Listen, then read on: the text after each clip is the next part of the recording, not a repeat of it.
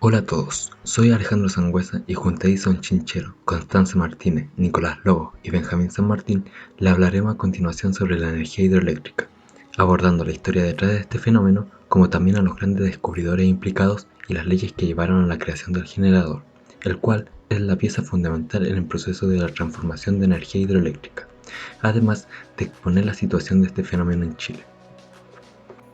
Mi nombre es Benjamín San Martín y contaré un poco de la historia de la utilización del agua como fuente de energía. Esta se remonta aproximadamente al siglo III a.C. con la invención del molino de agua. Este era utilizado por los griegos en actividades que requerían una fuerza continua y que utilizaban principalmente para moler el grano. Con el avance de la tecnología, el ingenio humano, este instrumento se utilizó durante estos periodos hasta la Edad Media para distintos trabajos mecánicos, hasta el siglo XIX, cuando se desarrolló el generador eléctrico. Las ideas que proporcionaron la invención del generador eléctrico comenzaron por los estudios de Michael Faraday en el siglo XIX. Hans Ørsted, el cual ya hipotetizaba una relación entre electricidad y magnetismo, en una clase de 1820 notó que al hacer pasar electricidad por un circuito eléctrico se genera un campo magnético alrededor de este. Este descubrimiento surgió la idea de que se pudiese lograr el proceso inverso, es decir, generar electricidad a partir de un campo magnético.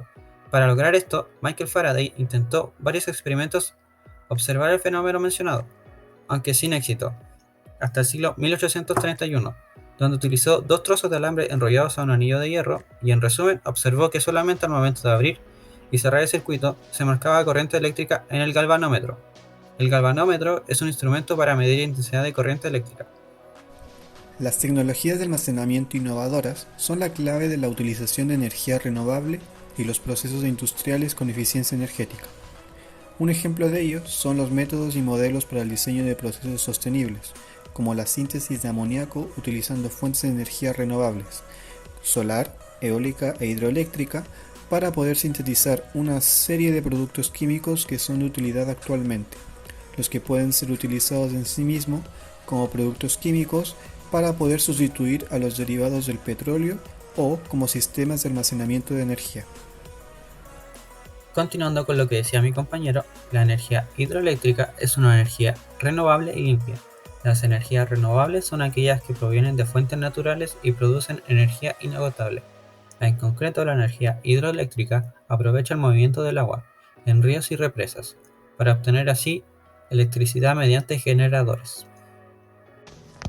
Continuando con el tema, la base del funcionamiento de los generadores es en la ley de inducción electromagnética de Faraday, la cual plantea que la variación temporal del flujo del campo magnético que atraviesa la superficie limitada por una espira conductora induce una corriente eléctrica en la espira, obteniéndose así esta fórmula, la cual cuenta con un signo negativo debido a la ley de Lenz, que explica que siempre que se induce una corriente, su campo magnético se opone al cambio del flujo. En el ejemplo presente se puede apreciar que al acercar el imán a la bobina, aumenta el flujo magnético que atraviesa cada una de las espiras induciendo una corriente electromagnética. No así, cuando el imán está en reposo, el flujo magnético no varía y cuando el imán se aleja del imán, disminuye el flujo magnético, induciendo una corriente con sentido contrario. El disco de Faraday o dínamo, diseñado en 1832 por Hippolyte Pixii, consiste en un hilo de cobre al cual al girar por el medio de un imán genera una corriente continua, ya que el conductor corta las líneas del campo magnético siempre en el mismo sentido. En este caso, es el conductor el que se mueve y no el campo magnético, pero la fórmula sigue siendo cierta, ya que como se mida el movimiento va a depender de la referencia que se está utilizando. Luego, con una pequeña variación en la disposición de la bobina y el imán, se creó el generador de corriente alterna. Él se compone por el rotor, la parte móvil compuesta por imanes. Estas giran el eje del generador por la fuerza mecánica obtenida, produciendo el campo magnético, mientras que el estator, la parte fija del exterior, formado por una carcasa metálica que sirve de soporte, que contienen las bobinas que rodean a los imanes del rotor, y estas, al inducirse, producen corriente eléctrica. Dado que la mitad del trayecto los imanes se están acercando a uno de los cables y durante la otra mitad se están alejando, la variación del flujo magnético se invierte, por ende se genera una corriente alterna, siendo un ejemplo de los alternadores que usan los automóviles para recargar su batería. La principal aplicación de la ley de Faraday en el ámbito de la energía hidroeléctrica es el generador hidráulico, el cual se puede ver en la siguiente imagen.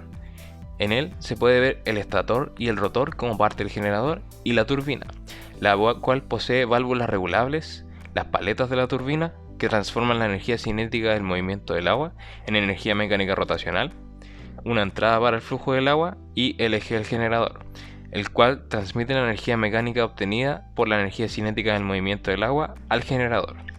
Este generador hidráulico está presente en todas las centrales hidroeléctricas. Existen tres tipos de centrales hidroeléctricas: las centrales hidroeléctricas de embalse o CHE. Esta es una instalación que utiliza una presa para almacenar agua a cierta altura y generar un desnivel, de modo que ésta sea liberada por una turbina cuando sea requerido. Esto es, cuando la demanda de la electricidad varíe. También tenemos las centrales hidroeléctricas de acumulación por bombeo. Para esta instalación, la acumulación por bombeo incorpora dos depósitos. En los momentos de baja demanda, por lo general en la noche, la electricidad ayuda a bombear el agua desde la parte inferior de la cuenca hacia la parte alta. Luego, esta agua se libera para producir energía en un momento en que la demanda es alta. Y por último, las centrales hidroeléctricas de pasada, o CHP. Esta es una instalación que utiliza el flujo natural del agua a través de un río o un canal. A diferencia de la central hidroeléctrica de embalse, la de pasada no almacena reservas de agua para ajustar la generación a la demanda de la electricidad. Las dos primeras tienen un mayor impacto ambiental, ya que para la obtención de estas se necesita inundar terrenos para crear un embalse, mientras que el segundo tipo, las centrales hidroeléctricas de pasada, consiste en la creación de una pasada paralela al río.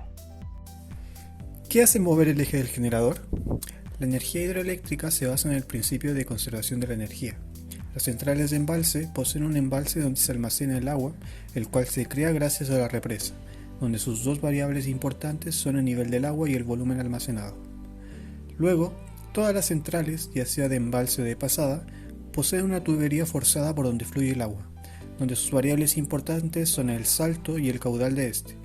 Por lo tanto, la tubería tiene una entrada superior más elevada que por donde desemboca, obteniendo una energía potencial, la cual se va transformando en energía cinética a medida que desciende por esta. A continuación, el agua actúa sobre las paletas de la turbina, transformando la energía cinética en energía mecánica rotacional.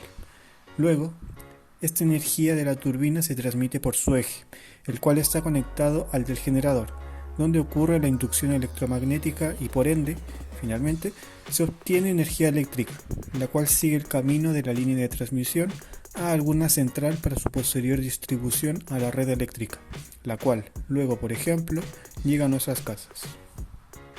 Siendo así, a finales del siglo XIX, la energía hidroeléctrica tuvo su inicio como fuente para generar electricidad. La primera central hidroeléctrica se construyó en Niagara Falls en 1879. Con esta se iluminaba toda la ciudad del mismo nombre, mientras que la primera central hidroeléctrica chilena se construyó durante 1897 en Chile Bilinco para iluminar las minas de Lota. Hoy en día, esta energía proporciona casi un quinto de la electricidad de todo el mundo.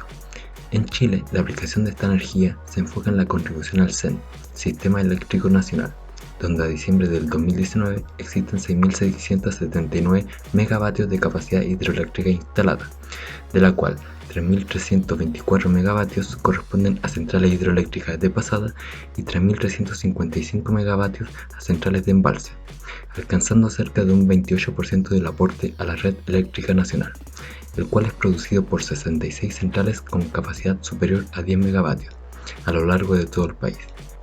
De acuerdo al estudio de cuencas del Ministerio de Energía, en Chile existe un potencial hidroeléctrico de 15.938 megavatios, concentrando el mayor potencial en la cuenca del Biobío, Baker y Palena.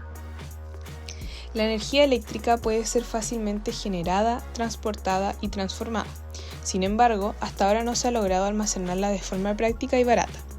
Esto implica que la energía eléctrica debe generarse en todo momento de acuerdo con la demanda y, en consecuencia, requieren el apoyo de los sistemas de almacenamiento para integrarse, evitar vertidos de energía en periodos fallo de menor consumo y dotar de mayor eficiencia y seguridad al sistema eléctrico, como lo son las represas por acumulación de bombeo, las cuales, en horario de menor demanda, el agua se bombea a un comportamiento superior para luego liberarla de acuerdo a la demanda. Debido a esto, en Chile se hizo el primer Banco Mundial de Baterías de ion-litio, el cual almacena la energía de la central de paso de Alfalfa 1, ubicada en la región metropolitana. con el propósito de inyectar electricidad al sistema en la hora de mayor demanda. Muchas gracias por su atención.